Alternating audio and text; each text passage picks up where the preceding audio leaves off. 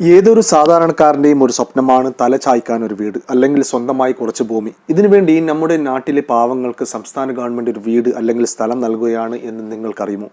ഇതിനുവേണ്ടി അപേക്ഷിക്കാവുന്ന അവസാന date 2020 September 9 ആണ്. മനസ്സിലാക്കുക, സെപ്റ്റംബർ 9 ആണ്. അതുകൊണ്ട് ഈ വീഡിയോ നിങ്ങൾ മുഴുവനായി കണ്ടില്ലെങ്കിലും നിങ്ങളുടെ ചുറ്റുവട്ടങ്ങളിലുള്ള പാവങ്ങൾക്ക് ഒരു സഹായം എന്ന് കരുതി ഷെയർ ചെയ്യുക. ഇവിടെ രാഷ്ട്രീയം, മതം, വർഗം ഒന്നും നോക്കരുത്. നിങ്ങൾ മൂലം ഒരാൾക്കെങ്കിലും ഉപകാരം ഉണ്ടാവട്ടെ.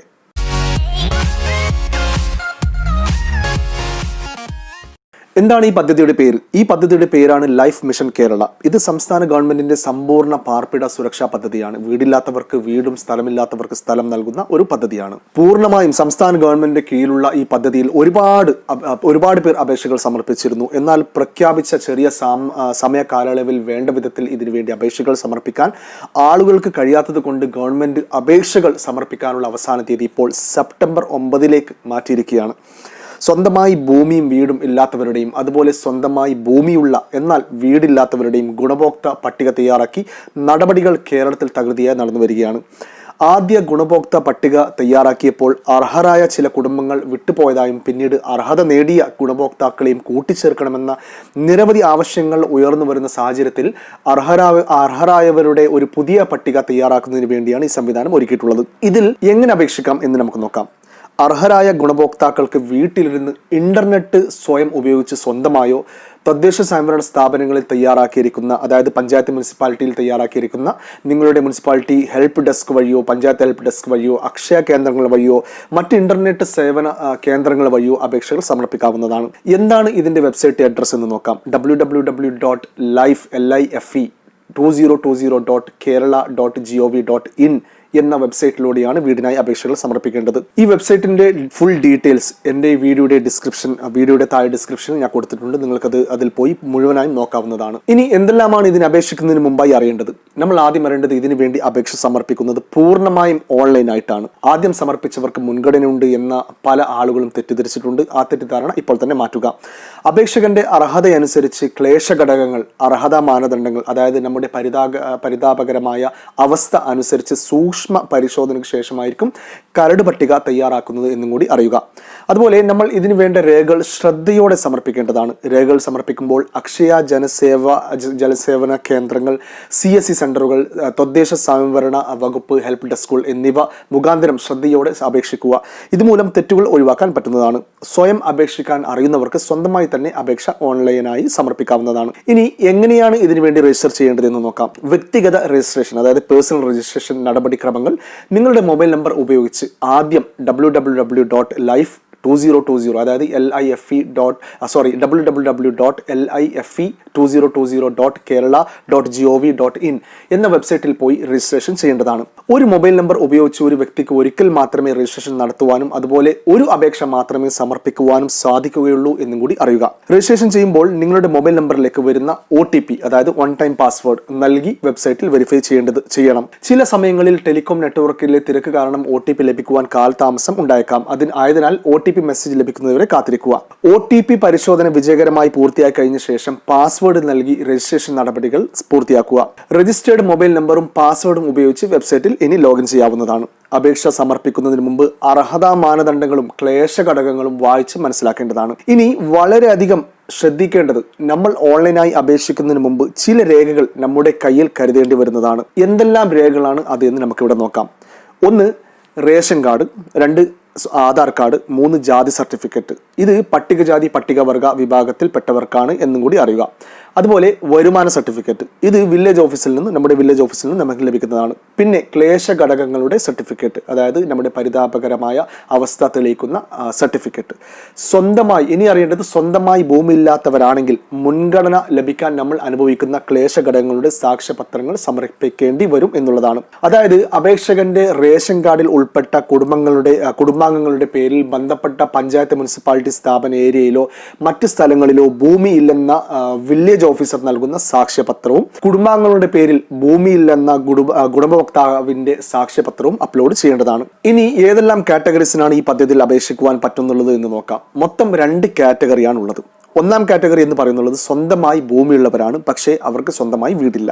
ഇവിടെ ഒന്നാമതായി പറയുന്നുള്ളത്, ഇവിടെ ഒരു റേഷൻ കാർഡിൽ ഉൾപ്പെട്ടവരെ ഒറ്റ കുടുംബമായി പരിഗണിച്ച് ഒരു വീടിന് മാത്രമായി പരിഗണിക്കേണ്ടതാണ് എന്നാണ് ഗവൺമെന്റ് പറയുന്നത്. അതായത് 2020 ജൂലൈ 1 മുമ്പ് റേഷൻ കാർഡ് ഉള്ള കുടുംബം ആ റേഷൻ കാർഡിൽ ഉൾപ്പെട്ട ഒരാൾക്ക് പോലും വീടില്ലാത്തവരോ ആകണം എന്നാണ് പറയുന്നത്. എന്നാൽ ഇത് പട്ടികജാതി പട്ടികവർഗ മത്സ്യത്തൊഴിലാളി വിഭാഗത്തിന് ബാധകമല്ല എന്നും കൂടി പറയുന്നുള്ളത്. രണ്ടാമതായി പറയുന്നുള്ളത്, സർക്കാർ, അർദ്ധ സർക്കാർ, പൊതുമേഖലാ സ്ഥാപനങ്ങളിൽ സ്ഥിര ജോലിക്കാരോ ഇത്തരം സ്ഥാപനങ്ങളിൽ നിന്നും പെൻഷൻ കൈപ്പറ്റുന്നവരോ ആയ അംഗങ്ങളുള്ള കുടുംബങ്ങളെ ഒഴിവാക്കേണ്ടതാണ് എന്നാണ് ഗവൺമെന്റ് പറയുന്നുള്ളത്. മൂന്നാമതായി പറയുന്നുള്ളത്, വാർഷിക വരുമാനം 3 ലക്ഷത്തിൽ കൂടുതലുള്ള കുടുംബങ്ങളെ ഒഴിവാക്കുന്നതാണ് എന്നാണ് പറയുന്നുള്ളത്. അതുപോലെ നാലാമതായി പറയുന്നുള്ളത്, ഗ്രാമപഞ്ചായത്തുകളിൽ 25 സെന്റിലോ മുനിസിപ്പാലിറ്റി കോർപ്പറേഷൻ പ്രദേശത്ത് 5 സെന്റിലെ ഏറെയോ ഭൂമി സ്വന്തമായുള്ള കുടുംബങ്ങൾ ഒഴിവാക്കേണ്ടതാണ്. എന്നാൽ ഇത് പട്ടികജാതി പട്ടികവർഗ മത്സ്യത്തൊഴിലാളി വിഭാഗത്തിന് ബാധകമല്ല എന്നും കൂടി പറയുന്നുള്ളത്.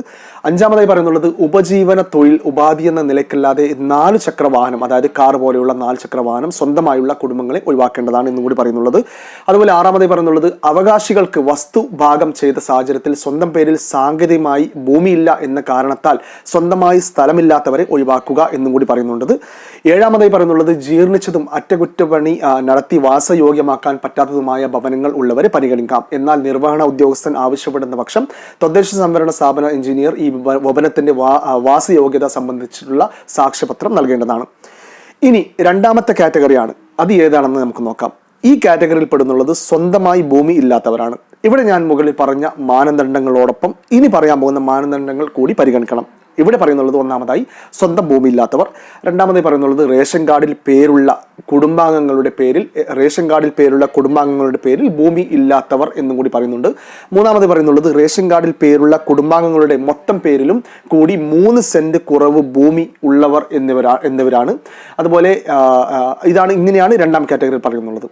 ഇനി മുൻഗണന ലിസ്റ്റിൽ പെടാൻ വേണ്ടിയുള്ള ക്ലേശ ഘടകങ്ങൾ, അതായത് നമ്മുടെ പരിതാപകരമായ സിറ്റുവേഷനുകൾ എന്തെല്ലാം എന്ന് നോക്കാം. ഒന്ന് പറയുന്നുള്ളത്, മാനസിക വെല്ലുവിളികൾ നേരിടുന്നവരോ അന്ധരോ ശാരീരിക തളർച്ച ബാധിച്ചവരോ ആയ കുടുംബാംഗങ്ങൾ ഉള്ള കുടുംബങ്ങൾ ഇവിടെ സമർപ്പിക്കേണ്ട രേഖ എന്ന് പറയുന്നുള്ളത്, മെഡിക്കൽ ബോർഡിന്റെ സർട്ടിഫിക്കറ്റ്, അസിസ്റ്റന്റ് സർജനിൽ കുറയാത്ത ഡോക്ടറുടെ സാക്ഷ്യപത്രം. രണ്ടാമത് പറയുന്നുള്ളത്, അഗതി ആശ്രയ പദ്ധതിയിലെ ഗുണഭോക്താക്കൾ ഇവിടെ സമർപ്പിക്കേണ്ട രേഖ എന്ന് പറയുന്നുള്ളത്, CDS ചെയർപേഴ്സൺ അല്ലെങ്കിൽ മെമ്പർ സെക്രട്ടറി നൽകുന്ന സാക്ഷ്യപത്രം. മൂന്നാമതായി പറയുന്നുള്ളത്, 40% അംഗവൈകല്യമുള്ള അംഗങ്ങൾ ഉള്ള കുടുംബങ്ങൾ ഇവിടെ സമർപ്പിക്കേണ്ട രേഖ എന്ന് പറയുന്നുള്ളത്, മെഡിക്കൽ ബോർഡിന്റെ സാക്ഷ്യപത്രം.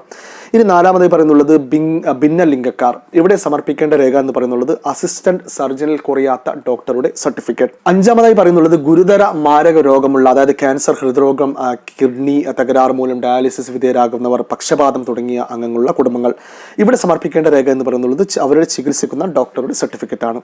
ഇനി ആറാമതായി പറയുന്നുള്ളത്, അവിവാഹിതരായ അമ്മമാർ, കുടുംബനാഥയായുള്ള കുടുംബങ്ങൾ ഇവിടെ സമർപ്പിക്കേണ്ട രേഖ എന്ന് പറയുന്നുള്ളത്, വില്ലേജ് ഓഫീസറുടെ ഒരു സർട്ടിഫിക്കറ്റ് ആണ്. ഇനി ഏഴാമതായി പറയുന്നുള്ളത്, രോഗമോ അപകടമോ കാരണം തൊഴിലെടുത്ത് ജീവിക്കാനാകാത്ത കുടുംബനാഥരായ കുടുംബങ്ങൾ ഇവിടെ സമർപ്പിക്കേണ്ട രേഖ എന്ന് പറയുന്നുള്ളത്, ചികിത്സിക്കുന്ന ഡോക്ടറുടെ സർട്ടിഫിക്കറ്റ്, സ്വയം സാക്ഷ്യപ്പെടുത്തുന്ന സത്യവാങ്മൂലം. ഇനി എട്ടാമതായി പറയുന്നുള്ളത്, വിധവയായ കുടുംബനാഥയും സ്ഥിര വരുമാനമില്ലാത്ത അംഗങ്ങളുടെ കുടുംബങ്ങൾ, അതായത് 25 വയസ്സിൽ കൂടുതൽ പ്രായമുള്ള ആൺമക്കളുടെ വിധവകളെ പരിഗണിക്കേണ്ടതില്ല എന്നാണ് ഇവിടെ പറഞ്ഞിട്ടുള്ളത്. അപ്പോൾ ഇവിടെ സമർപ്പിക്കേണ്ട രേഖ എന്ന് പറയുന്നുള്ളത്, വിധവ എന്ന് തെളിയിക്കാൻ ഭർത്താവിന്റെ മരണ സർട്ടിഫിക്കറ്റ് അല്ലെങ്കിൽ വില്ലേജ് ഓഫീസറുടെ സാക്ഷ്യപത്രം കൂടാതെ സാക്ഷ്യപത്രം, അതുപോലെ കൂടാതെ സ്ഥിര വരുമാനം ഉള്ളവർ ഇല്ലെന്ന സ്വയം സാക്ഷ്യപ്പെടുത്തിയിട്ടുള്ള സത്യവാങ്മൂലം. ഇനി അവസാനമായി പറയുന്നുള്ളത്, HIV ബാധിതരായ അംഗങ്ങളുടെ കുടുംബങ്ങൾ ഇതിന് രേഖകൾ അപ്ലോഡ് ചെയ്യേണ്ട ആവശ്യമില്ല എന്നാണ് പറയുന്നുള്ളത്. എന്നാൽ വെരിഫിക്കേഷൻ പിന്നീട് ചെയ്യുന്നതായിരിക്കും എന്നും കൂടി അറിയിച്ചിരിക്കുന്നു. അപ്പോൾ നിങ്ങൾക്ക് ഈ പദ്ധതിയെക്കുറിച്ച് ഒരു ചെറിയ അറിവ് കിട്ടി എന്ന് ഞാൻ വിശ്വസിക്കുന്നു. നിങ്ങൾക്ക് ഈ വിവരണം കഴിയുന്നത്ര പേരിൽ എത്തിക്കുക. ഒരുപക്ഷെ എൻ്റെ ഈ വീഡിയോ കാണുന്ന നിങ്ങളിൽ പലർക്കും സ്വന്തമായി ഒരു വീടുണ്ടാകാം, സ്ഥലമുണ്ടാകാം. എന്നാൽ ഇതില്ലാത്ത ആയിരങ്ങൾ നമ്മുടെ ചുറ്റുവട്ടമുണ്ടാകാം. ഇത് നമ്മൾ രാഷ്ട്രീയ സാമൂഹിക ഭിന്നിപ്പുകൾ മറക്കുക, എല്ലാവരിലും ഈ അറിവ് എത്തിക്കുക. അതുകൊണ്ട് എല്ലാവർക്കും ഈ അറിയിപ്പ് എത്തിച്ചത് മൂലം എല്ലാവർക്കും ഉപകാരമുണ്ടാവട്ടെ. സെപ്റ്റംബർ 9 വരെ നമുക്ക് സമയമുള്ളൂ. നമ്മൾ മുഖേന ഒരു പാവത്തിനെങ്കിലും ഉപകാരം ഉണ്ടാവട്ടെ. Thanks for watching. Until I come with any video, this Ashim Telangana Muhammad.